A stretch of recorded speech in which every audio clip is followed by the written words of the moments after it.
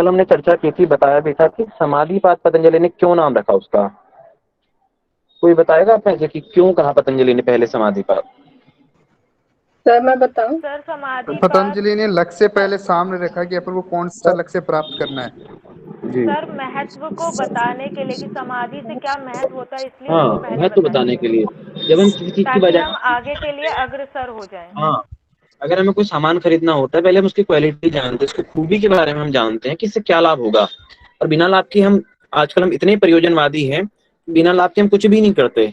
पतंजलि ये पहले जानते थे कि आने वाला मनुष्य बहुत ज्यादा प्रयोजनवादी है, वो अपने स्वार्थ के बिना कुछ भी नहीं करेगा। इसीलिए पतंजलि ने सबसे पहले प्रयोजन रखा, सबसे पहले उसका महत्व बताया। महत्व बताने के बाद तब पतंजलि आगे बताते हैं कि ये जो समाधि है इसका महत्व है, ये अष्टांग योग का। और इस अष्टांग योग में आप कैसे पहुंचेंगे, मतलब अष्टांग योग का जो अंतिम उद्देश्य समाधि है वहां तक कैसे पहुंचेंगे, तो उसके लिए कुछ साधन बताए हैं और कुछ मार्ग बताया, अष्टांग योग बताया, 8 अंग बताए कि इन साधनों के द्वारा आप अपने लक्ष्य तक प्राप्त कर सकते हैं, अपने लक्ष्य तक पहुंच सकते हैं। इसीलिए इसका नाम साधन पाद है। बिना साधन के आप अपने गंतव्य पर नहीं पहुंच सकते। आपको एक स्थान से दूसरे स्थान पर यात्रा करनी हो तो आपको साधन अवश्य चाहिए होता है। एक शहर से दूसरे शहर में जाने के लिए प्लेन हो, ट्रेन हो, कार हो, अथवा आपके पैर ही क्यों ना हो, वो पैर भी एक साधन का काम कर रहे हैं जो आपको एक स्थान से दूसरे स्थान तक पहुंचाने में मदद करते हैं। तो ठीक इसी प्रकार से जो अष्टांग योग है वो भी एक साधन है, और इस साधन के द्वारा आप अपने गंतव्य तक, जहां से हम आए हैं वहां ही पहुंचने का, तदादष्टु स्वरूपे वस्थानम होने का एक एक साधन बताते पतंजलि। और इस साधन का नाम, और इसीलिए इस पाद का नाम साधन पाद रखा। और इसमें हमें जो अष्टांग योग है उसके साधनों का, अथवा समाधि तक पहुंचने के कुछ और साधन है उनका हमें विवेचन इसमें मिलता है। तो हम पढ़ते हैं, पहला सूत्र है तप स्वाध्यायेश्वर परिधानानि क्रिया योग। 3 चीजें हैं, तप, स्वाध्याय और ईश्वर प्रणिधान। इनको मिला के क्रिया योग बनता है। पेपर में पूछा जा सकता है कि क्रिया योग के अंग कौन कौन से हैं। वहां पर तप, यम, नियम, आसन ये दे सकता है। तो आपको उसमें से जो सटीक आंसर होगा वो तप है, ये इस पर टिक करना होगा। अथवा उसमें ऐसा हो सकता है कि सारे अंग जो हैं, कई बार सारे उत्तर सही होते हैं और उसका जो सबसे नजदीकी आंसर होता है वो ठीक करना होता है, क्योंकि तप नियम में भी आता है और वहां पर नियम भी ऑप्शन हो सकता है, तप अलग से हो सकता है। अगर केवल तप ऑप्शन है तो आपको तप पर टिक करना होगा। तो आपको ये देखना है कि सबसे नजदीकी उत्तर वहां पर क्या है। तब आप जानते हैं कि सुख दुख हानि लाभ द्वंद्व में जो हमारे जीवन में आने वाले द्वंद्व होते हैं, जिसमें एक चीज अच्छी होती है एक चीज बुरी होती है, उन दोनों में समान रहना, समानता की भावना, समत्व की भावना, उसी को योग कहते हैं। और उसी में अपने आप को साध लेना वो तब कहलाता है। स्वाध्याय मैंने अच्छे ग्रंथों का अध्ययन, अथवा ऐसा भी कहा जा सकता है कि अपना आकलन करना, अपने बारे में जानना। स्वाध्याय हमें ये भी सिखाता है कि हम कितने गहरे पानी में हैं। अगर आप योग दर्शन का स्वाध्याय कर रहे हैं, इसको पढ़ रहे हैं, तो आप अपने स्वाध्याय के द्वारा खुद को जान सकेंगे कि मैं कितने गहरे पानी में हूँ। और अभी जब मैंने कुछ प्रश्न किए थे तो इसके द्वारा आपको पता चल गया था कि आपका स्वाध्याय कितना है। तो ये स्वाध्याय है कि आप वेद, शास्त्र, श्रुति, स्मृति, पुराण इत्यादि का अध्ययन करें, शास्त्रों का अध्ययन करें, अथवा अपने विषय में जाने, अपने बारे में जाने, ये स्वाध्याय कहलाता है। ईश्वर प्रणिधान इसको बताने की आवश्यकता नहीं है, खूब चर्चा की है पहले अध्याय में। तो इन तीनों का ही जो समावेश है, या इन तीनों का जो है एक संकलन इस क्रिया योग में प्राप्त होता है। यानी इन तीनों को मिला के क्रिया योग होता है, और जब इन तीनों को करेंगे तो क्रिया योग होगा। और क्रिया योग का आगे फल बताते हैं पतंजलि कि क्रिया योग क्यों करना चाहिए। तो कहते हैं समाधि भावनार्थ क्लेश तनुकरणार्थ। इस क्रिया योग से क्या होगा, तो कह रहे समाधि भावनार्थ, एक तो समाधि की भावना आएगी। जब हम क्रिया योग का आश्रय लेंगे तो हमारा मन साफ रहेगा, समत्व की भावना आएगी, सुख दुख में समान रहेंगे, तो स्वाभाविक है मन में अच्छे विचार आएंगे और धीरे धीरे हमारा मन समाधि की ओर को जाने लगेगा। समाधि की भावना आएगी और क्लेश जो है, जो दुख है, उनका तनुकरण होगा, वो कम होने लगेंगे, वो धीरे धीरे नष्ट होने लगेंगे। ये क्लेश तनुकरणार्थ। तो समाधि की भावना और क्लेशों का तनुकरण, ये क्रिया योग का फल है। तो समाधि को तो बताने की आवश्यकता नहीं है, पहले बाद में समाधि के बारे में खूब वर्णन किया है पतंजलि ने। तो आगे क्लेशों के बारे में बताते हैं कि क्लेश क्या है। क्लेश जो है 5 प्रकार के बताए पतंजलि ने। अविद्या, अस्मिता, राग, द्वेष और अभिनिवेश। अविद्या, स्मिता, राग, द्वेषाभिनिवेशाः क्लेशाः। कहीं कहीं पर पंच क्लेशाः भी लिखा है यहाँ पर, तो वो पाठ भेद है, गलत नहीं है। पांचों को एक एक करके पढ़ेंगे हम। अविद्या क्या है, अस्मिता क्या है, राग क्या है, द्वेष क्या है और अभिनिवेश क्या है।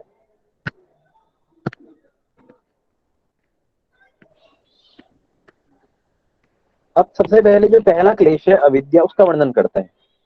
कहते हैं कि अविद्या क्षेत्र मुत्तरेशम प्रसुप्त तनु विच्छिन्नोदाहरणम। अविद्या जो है क्षेत्र है उत्तरेशम, इसके आगे आने वाले जो क्लेश है उनका क्षेत्र है। क्षेत्र का अर्थ हम खेत भी लेते हैं, अथवा जहां से कोई चीज उपजती है उसको हम क्षेत्र कहते हैं।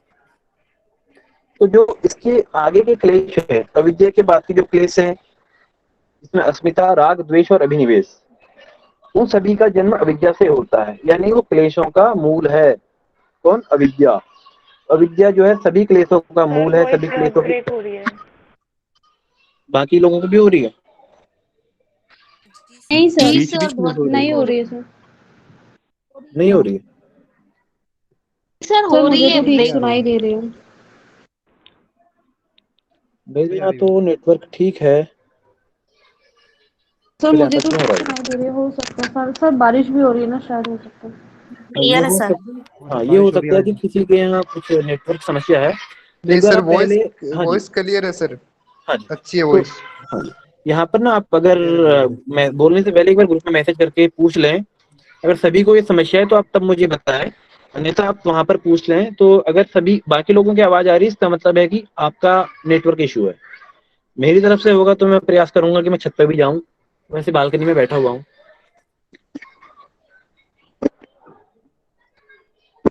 अविद्या क्षेत्र मुत्तरेशम। अविद्या जो है बाकी क्लेशों का क्षेत्र है, यानी बाकी क्लेश इसी से निकलते हैं।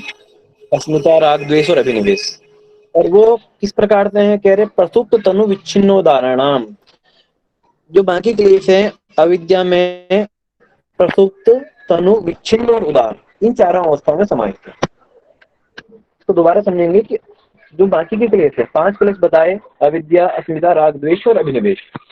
तो राग, द्वेष और अभिनिवेश अविद्या से उत्पन्न होते हैं, और ये अविद्या में ही प्रसुप्त, तनु, विच्छिन्न और उदार, इन चारों अवस्थाओं में रहते हैं।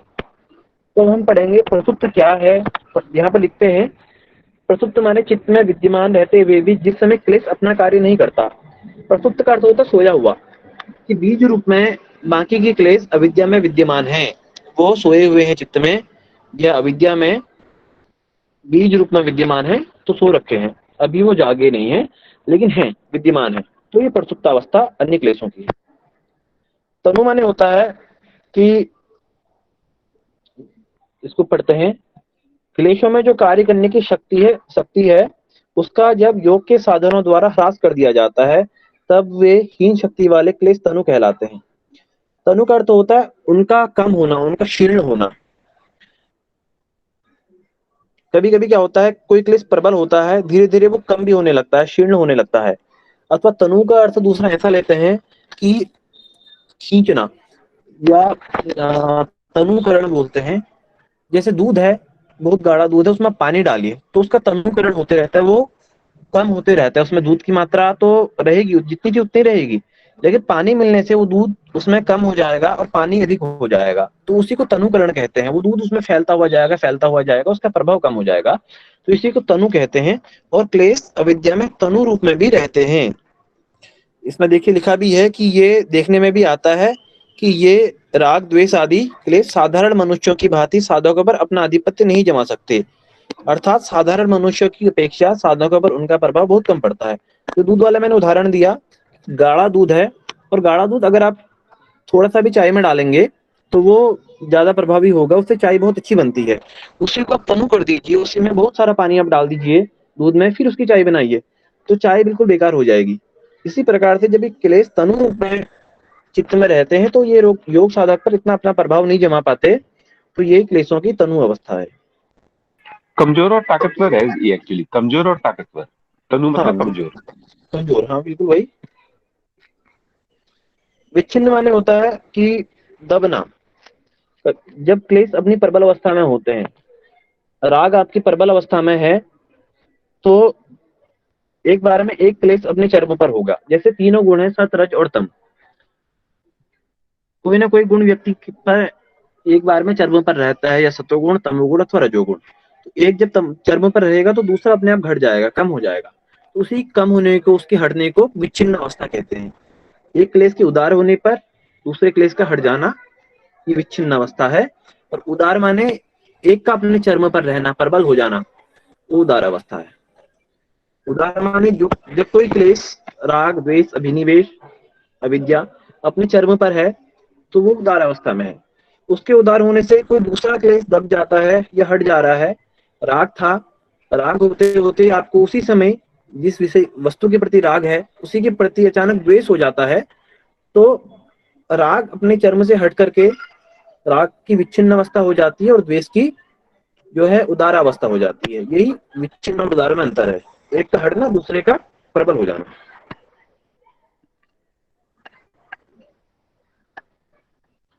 अविद्या का वर्णन करते हैं कि अविद्या क्या है। बहुत इंपॉर्टेंट सूत्र है, परीक्षा में आता है, परीक्षा की दृष्टि से भी महत्वपूर्ण है। ये कई बार पूछा जाता है विद्या के बारे में। अविद्या क्या है? कहते हैं अनित्य शुचि दुखानात्मतु नित्य शुचि सुखात्मक ख्यातिर अविद्या। सब ध्यान से देखेंगे। हाँ जी बताइए। उदार, उदार के बारे में आपने नहीं बोला। उदार के बारे में बोला तो मैंने। कौन बताया सर, उदार क्या है? उदार माने प्रबल अवस्था किसी क्लेश की। जब कोई क्लेश अपने चरम पर होता है उदार होता है। देखिए लिखा है ना कि कोई क्लेश अपना कार्य पूर्णतया कर रहा है तो उस समय वह उदार कहलाता है।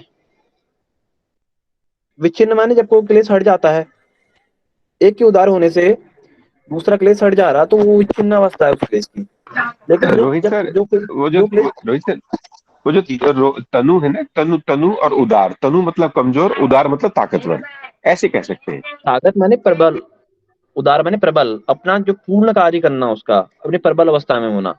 कभी कभी सतोगुण अपनी प्रबल अवस्था में होता है तो हमें वैराग्य आता है, तो वहां पर हम कहेंगे कि सतोगुण उदार हो गया और रजोगुण और तमोगुण विच्छिन्न हो गए।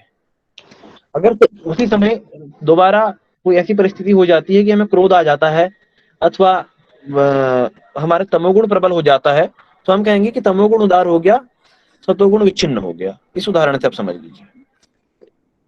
रोहित जी प्लीज थोड़ा धीरे धीरे बोलेंगे, आप बहुत फास्ट बोलते हैं ना, कुछ थोड़ा सा समझने में टाइम लगता है। ठीक है, मैं कोशिश करता थैंक हूं। यू। तो हाँ जी। सर उदार यानी अपनी जो सक्रिय अवस्था होती है वो भी आप समझ सकते हैं, सक्रिय अवस्था, उदार अवस्था। बिल्कुल।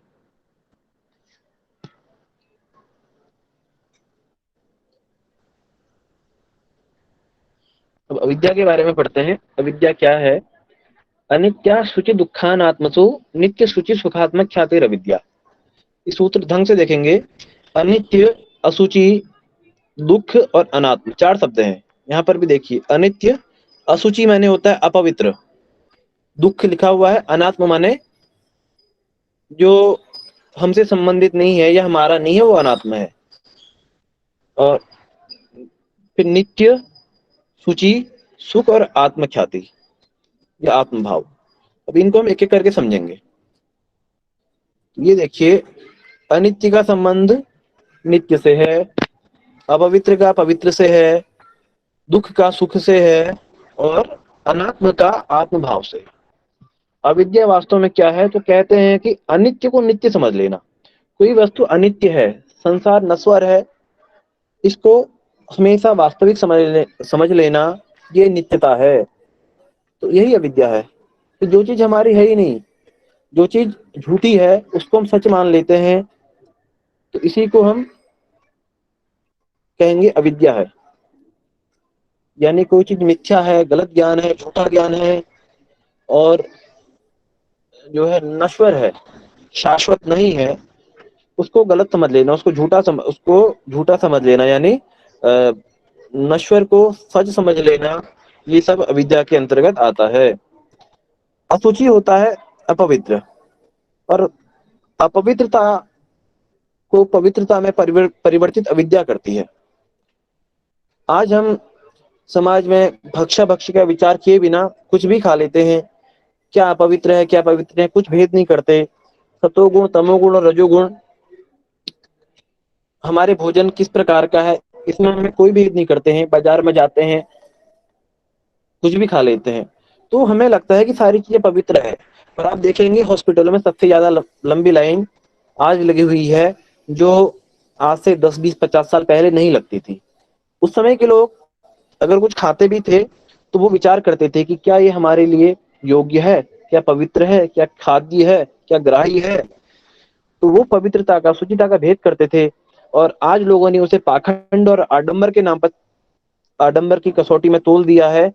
हम जो लोग शुचिता और पवित्रता का भेद करते थे उनको ऐसा कहा जाता है कि आडंबर कर रहे हैं, और भक्षा भक्ष्य का हर चीज का विचार किए बिना उसको पवित्र मान करके सारी चीजों को बाजार की, ये सब अविद्या के अंतर्गत आता है और ये भी क्लेश देता है। और क्लेश किसी ना किसी प्रकार का दुख, चाहे वो मानसिक हो चाहे शारीरिक हो, हमें प्राप्त होता है।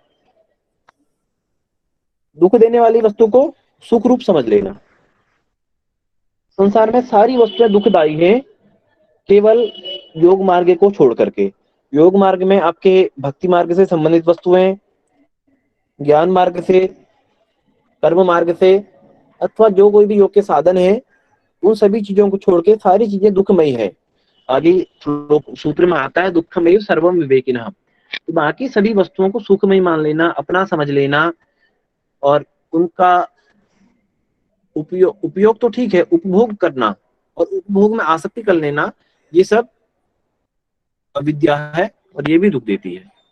पर अनात्म, जो चीज हमें पता है कि हमारा शरीर अपना नहीं है, ये हाड़ मांस का पुतला है, यहीं पर छोड़ जाना है, तो अपने शरीर में भी अगर योगियों को अपने शरीर में अपनी आसक्ति नहीं होती है तो हमारा तो घर बंगला, जो गाड़ी मकान है, ये सब अपना होने का तो सवाल ही नहीं उठता, ये सब यहीं छोड़ जाना है। लेकिन उसको हम अपना मानते हैं, आसक्ति उसमें हमारी हो जाती है, और वही आसक्ति एक दिन हमें दुख देती है। और इसके चक्कर में दो भाइयों का विवाद होता है, आपस में इतना भयंकर विवाद होता है कि एक दूसरे की हत्या वो कर देते हैं। माँ बेटे में विवाद, बाप बेटे में विवाद होता है, और लोगों की हत्या तक हो जाती है। तो केवल अविद्या के कारण, क्योंकि अनात्म चीजों में आत्मभाव वो लोग ग्रहण करते हैं, और लास्ट में परिणाम ये रहता है एक की हत्या होती है और जो हत्या करने वाला है वो जेल में रहता है। तो अनेक जो अविद्या है वो क्लेशों को जन्म देती है, इसलिए क्लेश का। अस्मिता क्या है, तो लिखते हैं दृक् दर्शन शक्ति और एकात्मते वास्मिता। दृक् शक्ति और दर्शन शक्ति, इन दोनों को एक मान लेना अस्मिता है। दृक् शक्ति माने जो है पुरुष दृष्टा है, और दर्शन शक्ति माने जो है बुद्धि है। तर्क रूप में अगर हम समझे, आजकल जितने भी चार्वाकवादी लोग हैं, परियोजनवादी लोग हैं, चार्वाक को अपनाने वाले हैं, वे सभी पुनर्जन्म में विश्वास नहीं रखते। वे सभी कहते हैं कि शरीर में ही आत्मा है, कोई पुनर्जन्म नहीं होता।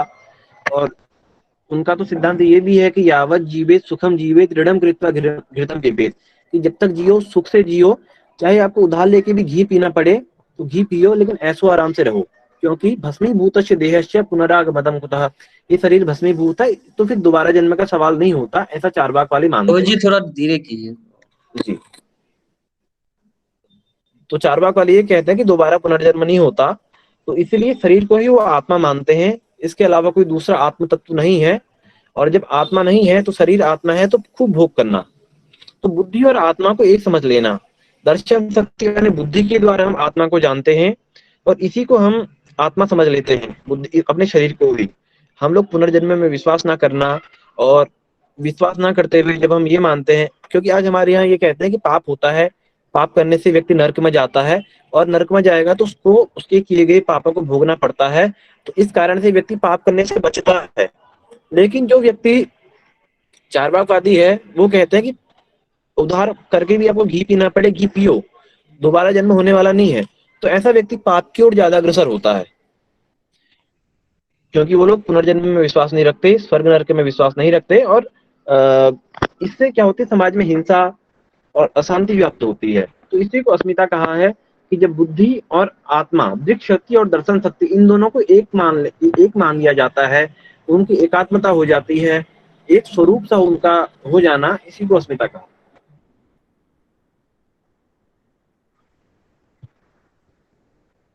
राग कहा कि सुखानुसई राग, राग की परिभाषा है सुख का अनुसरण करने वाली वृत्ति राग है।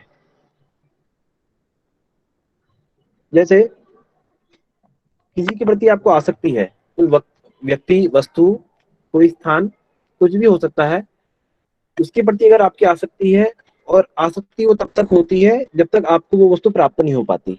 प्राप्ति हो जाने के बाद आपकी आसक्ति समाप्त हो जाती है, तो तब तक आपका राग उस वस्तु के साथ बना रहता है। तो सुखानुसई राग, सुख की प्रतीति के पीछे रहने वाला, कि आप ये जानते हैं कि मुझे ये वस्तु जब प्राप्त होगी तो मुझे सुख होगा, तो सुख की प्रतीति के पीछे जो आपका जो भाव है, वही क्लेश राग है।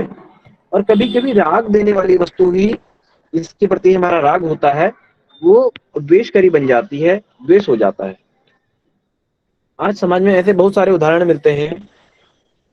मैं ऐसा कुछ विरोध नहीं करूंगा किसी का लव मैरिज वगैरह का, लेकिन जैसे देखने में मिलता है, लोग अपने माँ बापों से भी लड़ाई करके भाग जाते हैं और प्रेम विवाह करते हैं।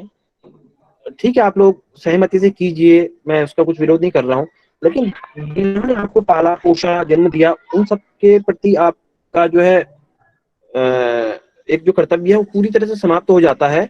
आपको राग होता है किसी से, आप विवाह रचाते हैं, भाग जाते हैं, और कुछ समय ऐसा आता है कि जिसके साथ आप भाग रहे हैं, जिसके साथ आप विवाह कर रहे हैं, वो उसकी और आपकी बिल्कुल बन नहीं रही है, और एक समय ऐसा आता है, वही राग देने वाली वस्तु आपको द्वेष, आपके मन में द्वेष उत्पन्न करती है, और आपका तालाक हो जाता है। ये समाज की वास्तविकता है। तो यही कभी कभी राग देने वाली वस्तु द्वेष हमें दे देती है। तो दुख की प्रतीति के रहने वाला, प्रतीति के पीछे रहने वाला जो क्लेश है, वो द्वेष है, कि जिसके द्वारा हमें दुख उत्पन्न हो, वो क्लेश द्वेष कहलाता है। अंत में जो अंतिम क्लेश है, पांचवा वाला, उसको कहते हैं अभिनिवेश। अभिनिवेश का अर्थ होता है मृत्यु का भय। तो स्वरस्वाही विदुषोपी तथा रूढ़ो अभिनिवेश। स्वरस्वाही यानी कि परंपरागत स्वभाव से चला आ रहा। परंपरागत का अर्थ है जो हमारे पूर्वजों में भी था, उनके पहले था, उनके पहले था, और जहां तक हम विचार करें वहां तक था। यानी हमारे जितनी भी पीढ़ियां पहले की रह चुकी है, वहां से हम तक परंपरा रूप में अभी भी चला आ रहा है। ये परंपरा जैसे योग की परंपरा थी, कि भगवान कृष्ण ने सूर्य को दिया, सूर्य ने मनु को दिया, ऐसे ही करके योग अर्जुन तक दोबारा पहुंचा था। तो इसी को बोलते हैं परंपरा। और यही परंपरा अभिनिवेश की भी है, मृत्यु के भय की भी है। आप देखेंगे, चींटी से लेकर लेकर के हाथी पर्यंत, कोई भी छोटे से बड़े प्राणी तक, हर प्राणी को मृत्यु का भय होता है। और यदि मृत्यु का भय नहीं होता, तो आज हम एक दूसरे से बिल्कुल डरते नहीं, कुछ भी कर लेते। लेकिन मृत्यु का भय है जो हमें कुछ गलत काम करने से रोकता है, और हमें ये डर रहता है कि हमें हमारी मृत्यु ना आ जाए। और ये वास्तविकता है, मृत्यु का भय परंपरा रूप से चला आ रहा है, सभी में है। तथा रूढ़, वो आरूढ़ है सभी में, मूढ़ों की भांति, चाहे वो विवेकशील पुरुष हो अथवा मूर्ख व्यक्ति हो। जो मूर्ख से मूर्ख व्यक्ति को भी मरने से डर लगता है, और विद्वान व्यक्ति, आपको ज्ञान हो सकता है, लेकिन ज्ञान होने के बाद भी मृत्यु का भय शरीर में रहता है, और चित्त में रहता है। और जब तक चित्त में संस्कार हैं, और उन संस्कारों के साथ मृत्यु का भय रहेगा, उसी को अभिनिवेश कहते हैं, जो हमें योग मार्ग में बाधा उत्पन्न करता है। और जो व्यक्ति योगी होता है, योग को सिद्ध कर लेता है, उसके लिए समत्व की भावना है। वो जन्म मृत्यु किसी से नहीं डरता।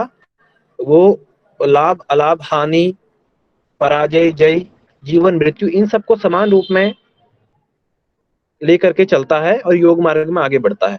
लेकिन ये क्लेश जो है योग मार्ग में बाधा बनते हैं, तो मृत्यु का भय भी योग मार्ग में बाधा बनता है।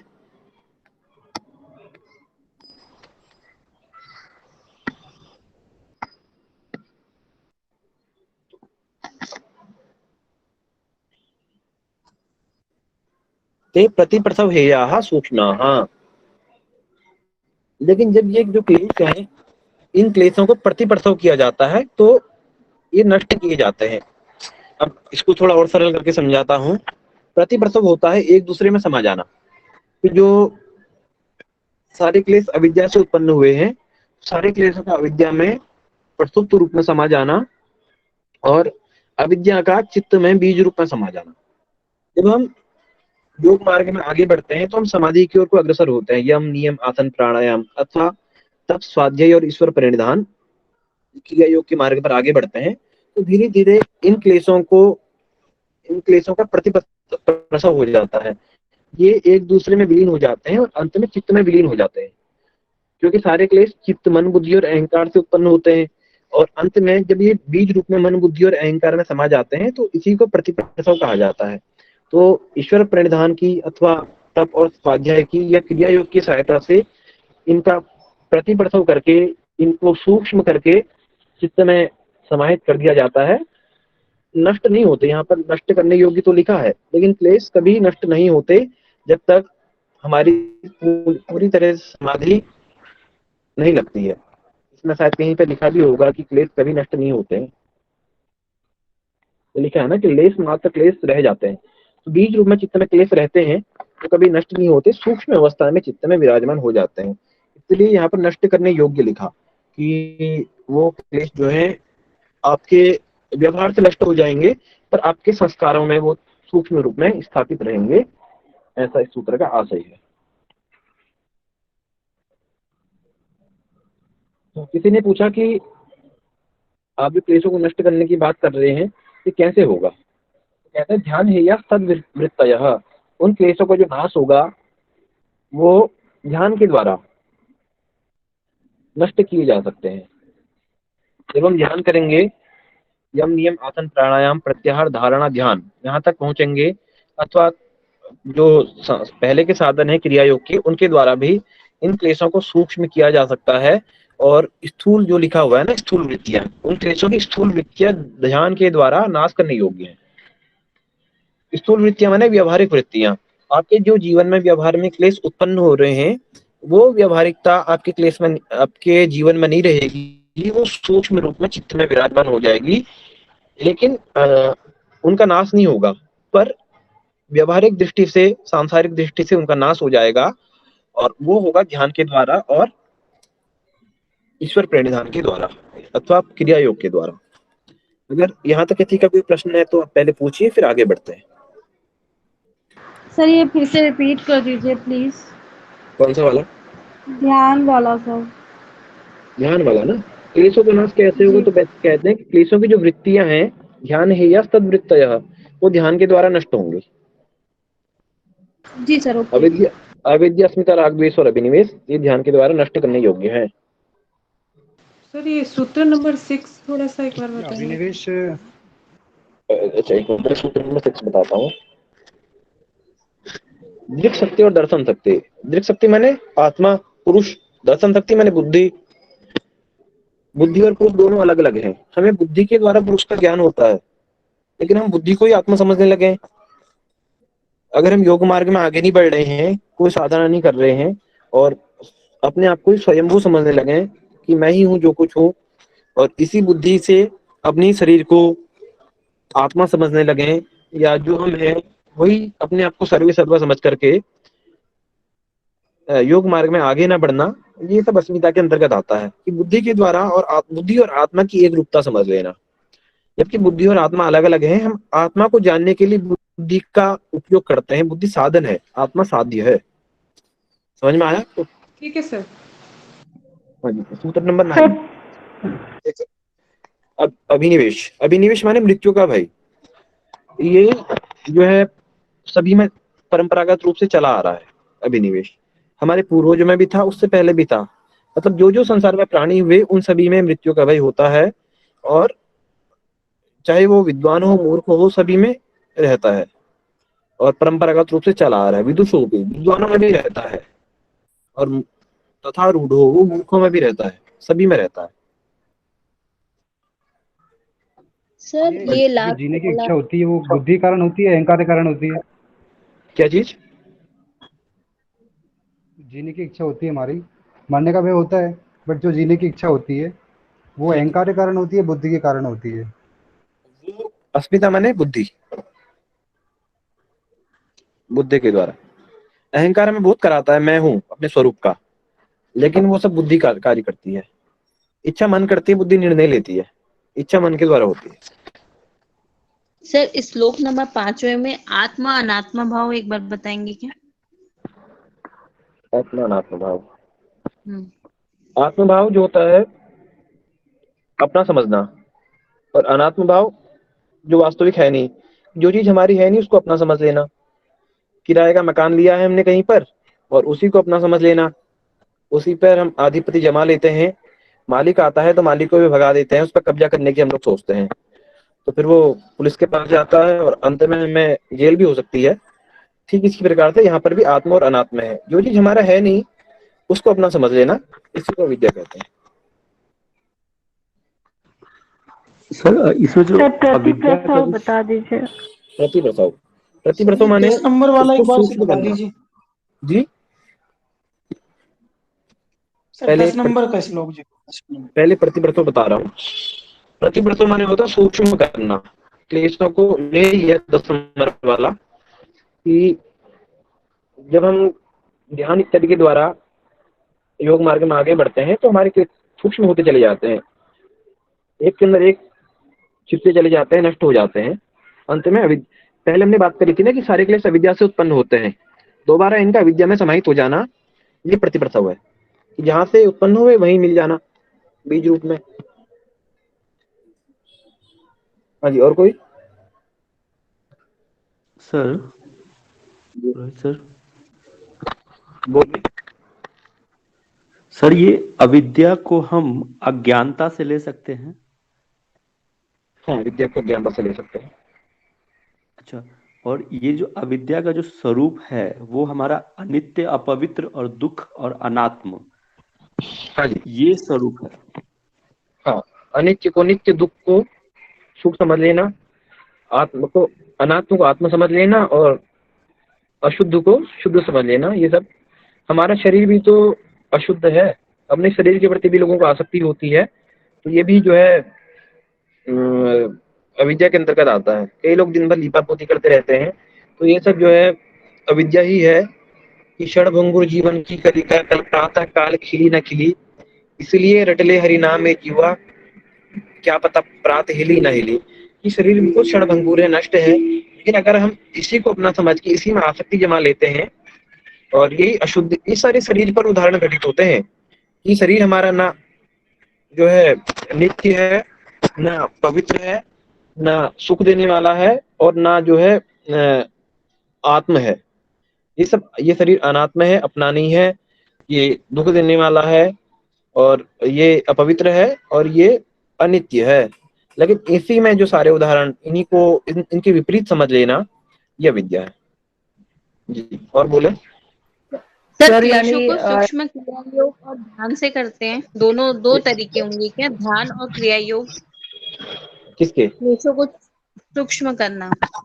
हाँ जी, दोनों, क्योंकि उसका पहले फल बताया, क्रिया योग का ही फल बताया कि क्लेश नष्ट होंगे, और दूसरा सूक्ष्म करने के लिए दूसरा उपाय और बताया कि ध्यान है, तद्वृत्तया, ध्यान के द्वारा वो चीजें कम की जा सकती है, नष्ट की जा सकती है। सर ध्यान के द्वारा सिर्फ वो कम हो सकता है या फिर वो कम पूरी तरह से नष्ट भी हो सकता है?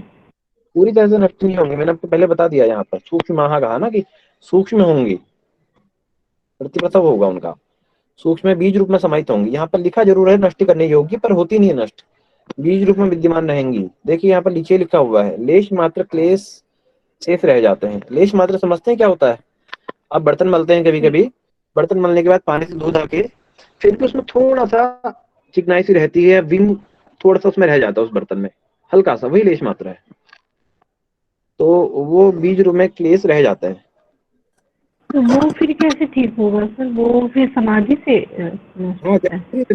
कल संप्रज्ञात समाधि में यही तो बताया कि सभी समाधि इसलिए है ना कि जब तक क्लेश चित्त में विराजमान रहेंगे तो दोबारा जन्म होने की संभावना रहती है। आदमी को जन्म मरण के बंधन में पड़ने का जो है भय रहता है, लेकिन जब निर्बीज समाधि हो जाती है तो ये सारे क्लेश नष्ट हो जाते हैं। यस सर, कल बताया था आपने। यस ठीक। तो समझो आप लोगों सर को आ 12th गया वाला प्लीज। ये वाला सर बस लास्ट। हाँ जी। क्लेश मूलक। अच्छा, तो इसका हम पढ़ाई नहीं आ रहे हैं इसके बाद। ठीक है, अभी तक तो हमने चर्चा करी थी कि क्लेशों का नाश कैसे होगा। आगे जब कल जो पूछ रहे थे कर्म संस्कारों के बारे में, तो सुनिए। क्लेश मूल कर्म संस्कार कर्माशयो दृष्टादृष्ट जन्म वेदनीय। क्लेश मूलक कर्म संस्कारों का समुदाय दृष्ट और अदृष्ट दोनों प्रकार के जन्मों में भोगा जाने वाला है। यह इसकी सामान्य भाषा, इसका जो अर्थ है। अब इसको थोड़ा समझने की कोशिश कीजिए कि कर्म संस्कार माने होता है जब चित्त में कर्मों की छाप रह जाती है। हम मरते मरते कई बार सांसारिक विषयों में ऐसा फंसे होते हैं कि हमारे मस्तिष्क में वो विषय विराजमान रहते बैठ जाते हैं। किसी का राग बैठ जाता है, किसी का द्वेष बैठ जाता है, किसी की भक्ति बैठती है, किसी का ज्ञान बैठता है। तो जो जो हमारे शरीर में अंत समय में जो वृत्ति विराजमान होती है, उसी के फलस्वरूप हमें अगला जन्म प्राप्त होता है। तो वही संस्कार है कि वो अंतिम छाप जो हमारे चित्त में पड़ जाती है, जो अंत में हमारी मति होती है, उसी मति के द्वारा जो हमारी गति होती है अगले जन्म की, हमें स्वर्ग प्राप्त हो, नरक प्राप्त हो, वैकुंठ प्राप्त हो, अथवा हमारा दोबारा इस धरती में जन्म हो, अथवा अगर हमारी धन के प्रति आसक्ति है तो उसी धन में हम कहीं सांप बन के पड़े हुए हों, फन फैलाए पड़े हुए हों, अथवा किसी के प्रति हमारा द्वेष है तो उसके हम शत्रु रूप में पैदा हो, या वो हो सकता है वो हमारा शत्रु पैदा हो। तो ये सब कर्म संस्कारों के द्वारा ही होता है। तो जो क्लेश हैं, उन क्लेशों के द्वारा ही कर्म संस्कारों का उदय होता है। अविद्या, अस्मिता, राग, द्वेष और अभिनिवेश जो भी हैं, इन्हीं के वशीभूत हम कर्म करते हैं।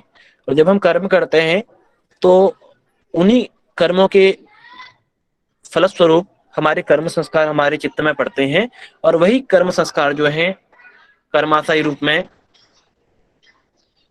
हमारे अगले जन्म के लिए उत्तरदायी होते हैं। तो दृष्ट अदृष्ट जन्म वेदनीय हो कहा कि वो हमें इस जन्म में भी भोगने के लिए हम बाधक हो सकते हैं। अगर इस जन्म में हमारे भोग नहीं है, हम उनको भोग नहीं सकते, तो अदृष्ट जन्म जो हमने देखा नहीं है, यानी आने वाले जन्मों में हम उनका भोग करेंगे। कई लोग ऐसे होते हैं जो, जैसे चार्वाक आदि मैंने बताया, एक तरफ से हम मानते हैं कि व्यक्ति जो करता है उसका फल उसको अवश्य मिलता है। बोए पेल बबूल का आम कहाँ से खाए, कि बबूल का पेड़ बो रहा है आदमी, तो आम कहाँ से खाएगा। तो हम ये मानते हैं कि हम जो कर्म करेंगे उसका फल हमें मिलेगा। लेकिन कुछ लोग ऐसे होते हैं, मरते मरते भी इतने सुख से, इतने ऐसो आराम से रहते हैं। ऐसो आराम से रहना, सुख से रहना, ये ठीक है, लेकिन वो दूसरों को दुख दे के रहते हैं, दूसरे का धन हड़प के, दूसरे की संपदा हड़प के, अनाचार, कदाचार, पापाचार में संलिप्त होकर के वो सब लोग जो है सुख का आश्रय लेते हैं, और उनको उनकी मृत्यु हो जाती है जब अंत में। तो हम कहते हैं कि ये व्यक्ति ऐसे मर गया और इसको तो इसका फल मिला ही नहीं। तो यही हमारे शास्त्र बताते हैं कि व्यक्ति को अदृष्ट जन्म में, आने वाले जन्म में भी उसका फल भोगना पड़ सकता है और भोगना पड़ता है। क्योंकि अगर ऐसा होता तो दुनिया में कि हमें हमारे किए का फल नहीं मिलता, तो फिर दुनिया में आज त्राही त्राही मची होती, लोग एक दूसरे पर टूट पड़े होते। लेकिन कुछ ना कुछ कर्म संस्कार या कुछ ऐसे भय रहते हैं कि जिनके द्वारा हम कर्म बंधन में बंधे होते हैं, और कुछ मर्यादित भी रहते हैं। तो ये कर्म संस्कारों का ही प्रभाव है कि जो हमें ये भय दिलाता है कि ये फल हमें अगले जन्म में प्राप्त हो सकता है और हमें गलत कार्य में प्रवृत्त नहीं होना। तो दृष्ट और अदृष्ट जन्म वेदनीय, यहाँ इस जन्म में और अगले जन्म में, दोनों प्रकार के जन्म में हमें कर्म संस्कारों के द्वारा जो हमारे चित्त में कर्म विराजमान होंगे वो भोगे जा सकेंगे, और उनका मूल सब क्लेश है कर्म संस्कारों का। सर कुछ पूछ सकता हूँ अभी पूछेंगे? आप अपना प्रश्न नोट कर लीजिए, मैं 2-3 सूत्र पढ़ाता हूँ फिर आप। तो अभी हम जो क्लेशों की बात कर रहे थे, तो सती मूले तद विपाको जात्यायुर्भोगा, मूल के विद्यमान रहने तक उस कर्माशय का परिणाम पुनर्जन्म, आयु और भोग रहता है। ये तो इसका सामान्य अर्थ है। कि जब तक हमारे मूले सति, जब तक हमारे मूल में, चित्त के मूल में क्लेश विद्यमान रहेंगे और उन्हीं क्लेशों के वशीभूत हमारे चित्त में कर्म संस्कार रहेंगे, कर्माशय रहेगा, तो कर्माशय के फलस्वरूप हमारा अगला जन्म होगा। ये हमने पिछले सूत्र में पढ़ा था। तो उसी के फलस्वरूप हमारा जो है कर्माशय के द्वारा जाति आयु और भोग होगा। अगले जन्म में हमारी जाति आयु और भोग क्लेशों के द्वारा ही प्राप्त होता है और उन क्लेशों का जो फल है वो कर्म संस्कार है। कर्म संस्कार के फल स्वरूप जाति आयु और भोग मिलता है। जाति माने जन्म, वो पशु पक्षी कीट अथवा कोई अच्छी जाति जैसे मनुष्य है, गाय है, ये सब जातियां हैं जिनमें हमारा जन्म होता है। वहां पैदा होना हमारी आयु और भोग। आयु कर्मम च वित्तम च विद्याम निधनमेव च पंचेतानि सृज्यन्ते गर्भस्थस्य देहिना, कि हमारी आयु कर्म हमारे भोग विद्या ये सब जो है पूर्व जन्म से निर्धारित कर दी जाती है और हमें केवल भोगने के लिए यहाँ पर इस जन्म में पैदा होना होता है। और साथ साथ में एक व्यक्ति जो है, मनुष्य ही ऐसा प्राणी है जो कर्म करने का अधिकारी होते हैं संसार में। दुनिया के सारे प्राणी भोगने के लिए पैदा होते हैं। तो हम अपने आप को धन्य समझें कि हमें मानव योनि मिली है जिसमें हम कर्म कर सकते हैं। बाकी वो चाहे कुत्ता हो, गाय हो या अन्य कोई जानवर हो या कोई भी दुनिया का दूसरा प्राणी हो, वो भोगने के लिए पैदा हुआ है। तो उसके जो भोग हैं, एक कुत्ता जो सड़क पर लात खा रहा है वो, और एक कुत्ता जो किसी अच्छे धनाढ़ व्यक्ति के यहाँ एसी में रह रहा है, तो उन दोनों का भोग। उस कुत्ते ने क्या गलती की है कि वो सड़क पर लोगों के हाथ से डंडा खा रहा है, उसको रोटी तक नसीब नहीं हो रही है। अथवा एक जो भिखारी व्यक्ति होता है, वो व्यक्ति जो जिसको खाना नसीब नहीं होता, और एक किसी धनाढ़ व्यक्ति का कुत्ता वो पूरे सुखमय वातावरण में रहता है। तो यही भोग है कि इसका मतलब पूर्व जन्म के कुछ ना कुछ कर्म होंगे, उसी के फलस्वरूप इस जन्म में हमें ऐसा भोग प्राप्त हुआ। क्योंकि पैदा तो सारे एक से हुए थे, लेकिन पैदा होने के साथ जो हमारा भोग है वो परिवर्तित हो गया।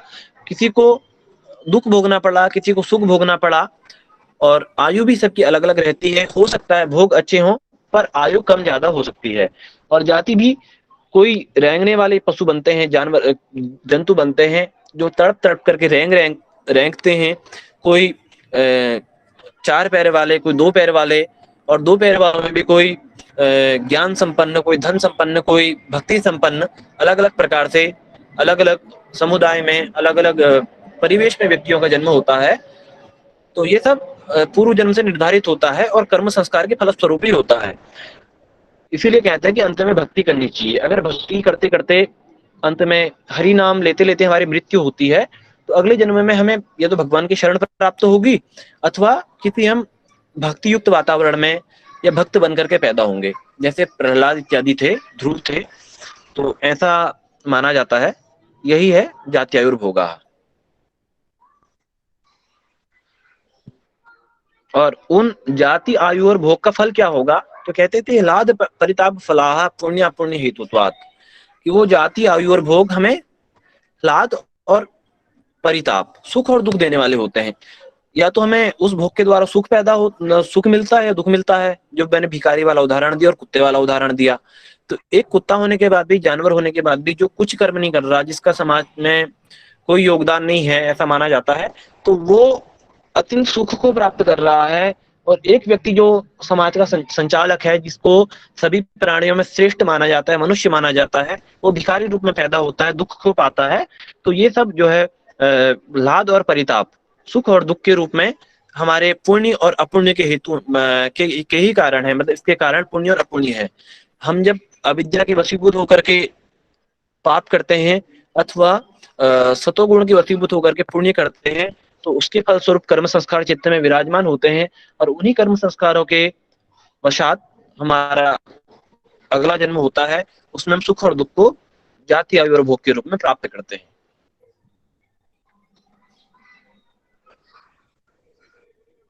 ये सूत्र थोड़ा लंबा है, अगर किसी का कोई प्रश्न है तो आप पूछें। सर एक बार क्रिया योग और कर्म योग में अंतर स्पष्ट कर दीजिए। क्रिया योग और कर्म योग, कर्म योग में केवल कर्म बताया, निष्काम कर्म। यहाँ पर समत्वम योग उच्यते की बात करी है कि सुख दुख हानि लाभ हम उसमें है गीता में कि प्रकृतिर क्रियमाणानि गुणः कर्माणि सर्वशः अहंकार मूढ़ आत्मा करता है विधि बन्यते, कि हम अपने आप को कर्ता ना समझें इस दुनिया का। सारे कर्म जो हैं प्रकृति के वसात। अगर मैं आज आपको पढ़ा रहा हूं तो मेरा सौभाग्य है, मेरे को गर्व या घमंड नहीं करना चाहिए कि मैं आपको पढ़ा रहा हूं। ये प्रकृति के द्वारा, मैं प्रकृति नियंता है, प्रकृति संचालिका है, उसी के वशीभूत होकर के मैं यहाँ पर आपको पढ़ा रहा हूँ। अगर मैं घमंड करने लगूं कि मैं आपको पढ़ा रहा हूँ तो ये मेरा भ्रम है। अगर मैं ये सोचूं कि मेरे से सब प्रकृति करवा रही है तो ये कर्मयोग है। निष्काम भाव से कर्म करना, जहां पर फल की कोई भी प्रकार की आसक्ति न होना, ये सब कर्म है। और क्रिया योग की बात है तो उसमें भी कर्म आता है, क्योंकि बिना कर्म के क्रिया योग नहीं है। क्योंकि सारे कर्म जो हैं दुनिया में एक भी क्षण व्यक्ति कर्म के बिना नहीं रह सकता। गीता के तीसरे अध्याय में है कि नहीं कश्चित् क्षणमपि जातु तिष्ठत्य कर्मकृत्, किसी भी क्षण व्यक्ति कर्म के बिना नहीं रह सकता। तो क्रिया योग में भी आप तप कर रहे हैं, स्वाध्याय कर रहे हैं, ईश्वर प्रणिधान कर रहे हैं, तो कर्म है आपका। लेकिन वहां पर जो है एक विशेष आपको लक्ष्य प्राप्त होता है, एक विशेष उद्देश्य प्राप्त होता है, तो वो क्रिया योग है जिसमें कुछ चीजें फिक्स है, तप है, स्वाध्याय और ईश्वर प्रणिधान। लेकिन कर्म योग में विशिष्ट है, व्यापक है। आप जिस क्षेत्र में जा रहे हैं, आप छात्र हैं तो आप छात्र वाला कर्म कीजिए, अध्यापक है अध्यापक का कर्म कीजिए, सेना में है तो उस प्रकार का कर्म कीजिए। लेकिन कर्म ऐसा करें जो जिसका श्रेय आपको न जाकर के प्रकृति को हो, परमात्मा को हो। उस परमात्मा के द्वारा मतलब अपने आप को एक साधन माने कि मैं केवल साधन हूँ, करने कराने वाला सब परमात्मा है। ये कर्मयोग का भाव है जी। और कोई पूछे? सर मेरा जी सर। मेरा प्रश्न ये था, ये जो द्वितीय अध्याय में हमने पढ़ा पंच क्लेश, और इसके पहले वाले जो अध्याय में था